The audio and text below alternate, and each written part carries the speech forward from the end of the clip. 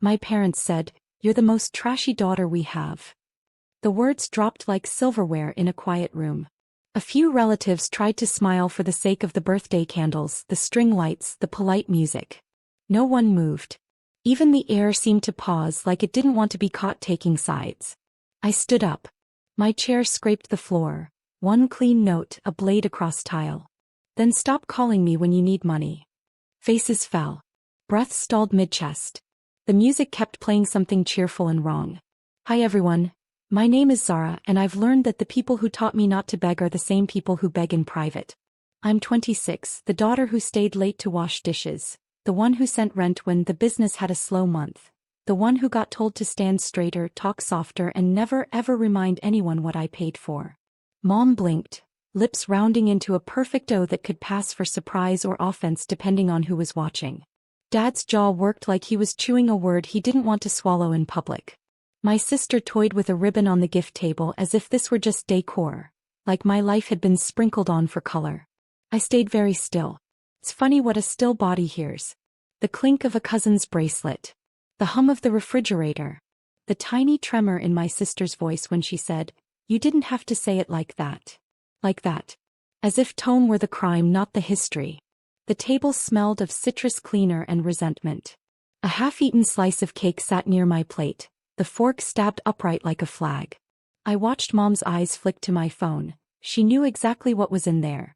Transfer receipts with midnight timestamps, the quiet lifelines I'd sent, the emergencies I'd resolved because family doesn't need to ask twice. "Zara," Dad said, smoothing his napkin with slow, practiced calm, "there's no reason to embarrass us." The word he uses when he means me. I kept my voice low, the way you speak to a skittish animal. "I'm not trying to embarrass anyone. I'm trying to retire from being useful only when it hurts." Silence moved through the room like a weather front. Aunties studied their tea.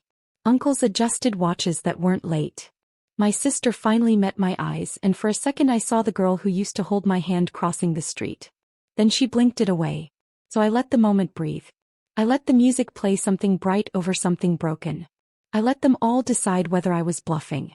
And then, without sitting down, I placed my palm over my phone, opened the banking app, and hovered my thumb above pause transfers. No one spoke. No one stopped me. The screen glowed on my face like a small, rising moon. My thumb lingered over the glowing button. Pause transfers. It was such a small phrase for what it meant. Years of late-night calls, whispered, "Help us just this once." And my silence that always turned into sending. I clicked it. The air shifted. Mom gasped, not loudly but sharp enough that a few cousins lifted their heads. Dad's hand froze on his glass, the condensation dripping down onto his cuff. My sister's smile twitched like she couldn't decide whether to laugh or panic. Inside I wasn't trembling. I expected to. But there was a calm, like watching waves that once dragged you under finally pull back to sea. "Zara," Dad said, slow, cautious. "You're overreacting." "No," I replied, my voice even. "I'm just done reacting." The room seemed to tilt. I noticed how the light from the chandelier bounced off the silverware, how the half-wilted roses in the centerpiece smelled faintly sour, how nobody, absolutely nobody, defended me. That was the lesson, wasn't it? They wanted my silence when they insulted me. My money when they struggled.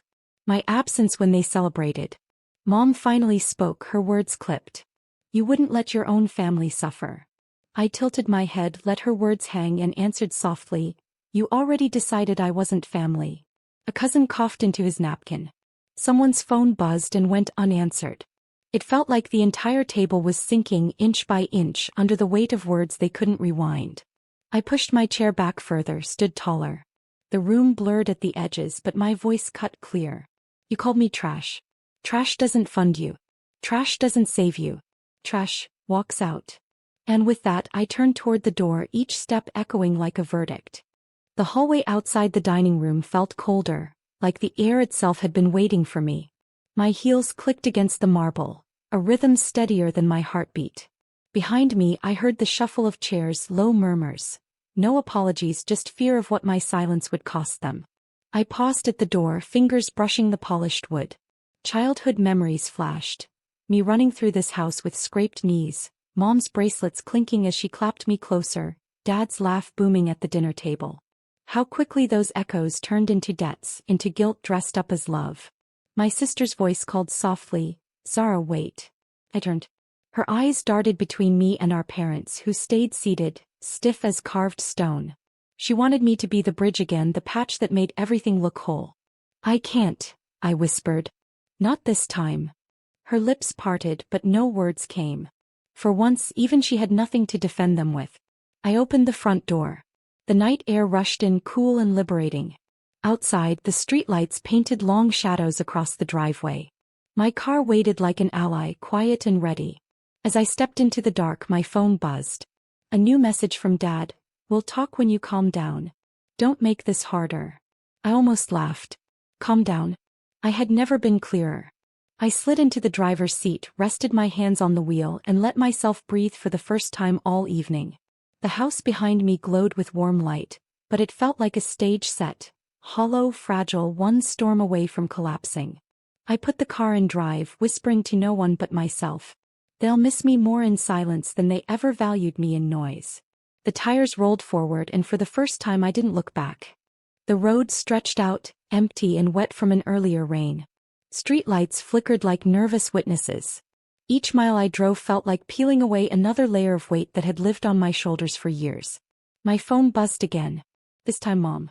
"Zara, don't be dramatic. Families fight. You'll regret this." I stared at the screen until it dimmed. Regret? I thought of all the nights I skipped dinner just to cover their bills. The jobs I turned down because they needed me close. The endless silence I swallowed whenever they cut me down in front of others. If regret had a face, it wasn't mine, it was theirs. I pulled into a gas station, the neon humming in the night. Sitting there, I watched other families pass, laughter spilling from cars, tired parents holding kids half asleep. None of them looked perfect, but none of them looked like mine. I opened my banking app again, scrolling through years of transfers. Rent. Hospital fees. Random emergencies that always ended in excuses. My throat tightened, but not with sadness, with clarity. Every receipt was proof. I had been their safety net, and they had turned me into their scapegoat. Another message came, this time from my sister. "Just come back. We'll smooth it over." Smooth it over. Like pressing a napkin over a spill and pretending the stain wasn't already there. I typed back slowly. "I'm not smoothing anything. I'm done being your cover story." I hit send. The word delivered glowed, final and undeniable. In the silence that followed, I noticed my own reflection in the windshield. Tired, yes. Hurt, yes. But also, unchained. I whispered into the stillness. "They wanted trash.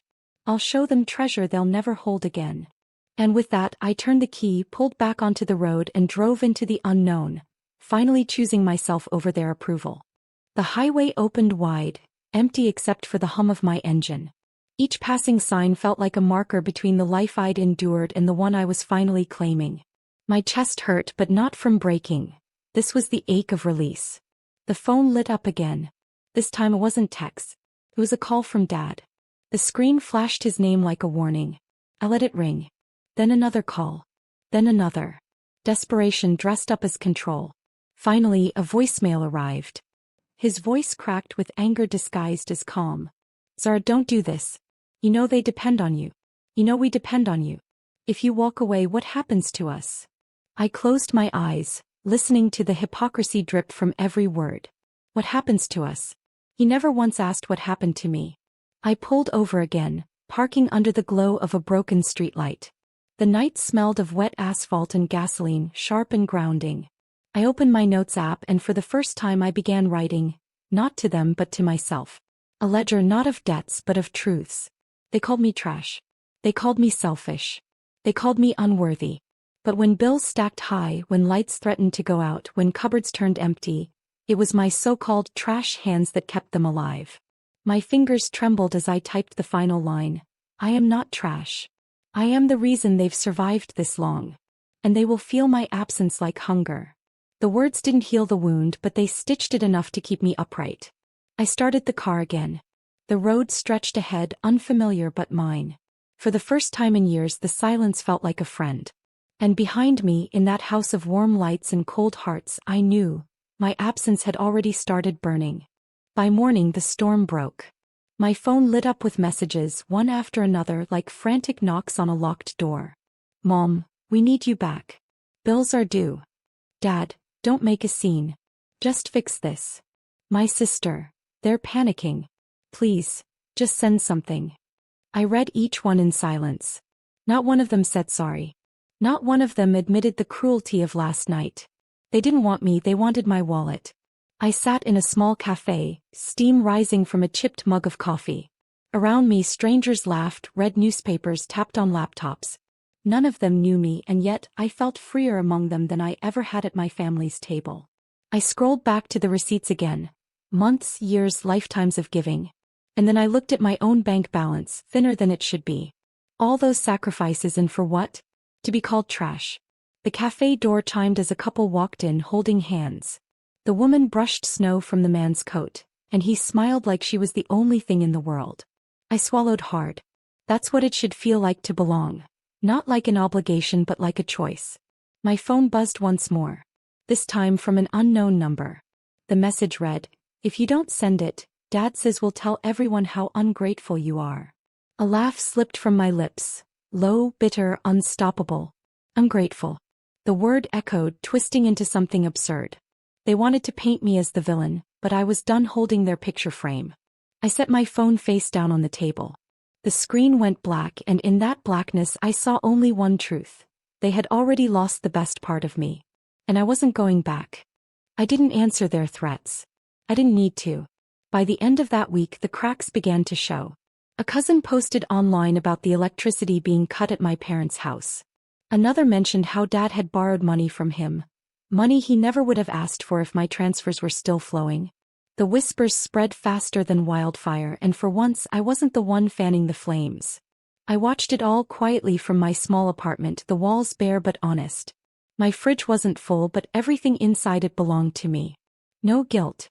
No strings. That night another voicemail arrived. Mom's voice was sharp, brittle. "Zara, everyone's asking questions. Your aunt said she saw the receipts. Do you want people to know you've been paying for us all this time? Do you want the shame on us or on you?" Her words cracked in the middle, and for the first time, I realized it wasn't control she feared losing. It was reputation. Without me, the illusion shattered. The respectable family everyone admired was nothing but a house built on my silence. I sat by the window, watching the city lights scatter across the dark. My phone buzzed again, my sister this time. "They're scared, Zara. You've got all the proof. Don't ruin us." I typed back one sentence. "I'm not ruining you. I'm just done saving you." The message sent. Delivered. And in that moment I felt the balance tip. For once I wasn't the desperate one. They were. And I knew, part of me had already won. But the real justice was still waiting, just one step away. The final crack came on a Sunday morning. I was sipping tea by the window when my phone lit up. Not with another plea but with a group chat notification. My entire extended family had been added. Dad's message glared on the screen.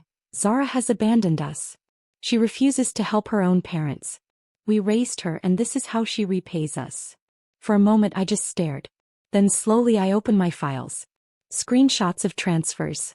Late-night messages begging for money. Receipts with my name on them month after month, year after year. Proof that the daughter they called Trashy had been their lifeline. With one steady breath I dropped every single file into the chat. Dozens of images appeared in sequence. Irrefutable, undeniable. Silence followed. Not a single defense. Not a single insult. Just the weight of truth pressing down on them all. Finally my cousin, one of Dad's favorites, replied, "Zara, you've been carrying them? All this time?" I didn't answer. I didn't need to. The evidence spoke louder than I ever could. Minutes later my sister called. Her voice trembled. "They're humiliated. Everyone knows now." "What did you do?" I spoke softly, almost kindly. "I just stopped hiding their trash. I let it sit in the light." She cried quietly on the other end. But I felt nothing, not guilt, not triumph. Just peace. That evening, as the sun bled into the horizon, I finally turned my phone off. No buzzing. No begging. No weight on my shoulders. Just silence. For the first time in my life I wasn't their daughter, their scapegoat, their safety net. I was simply me. And that was enough.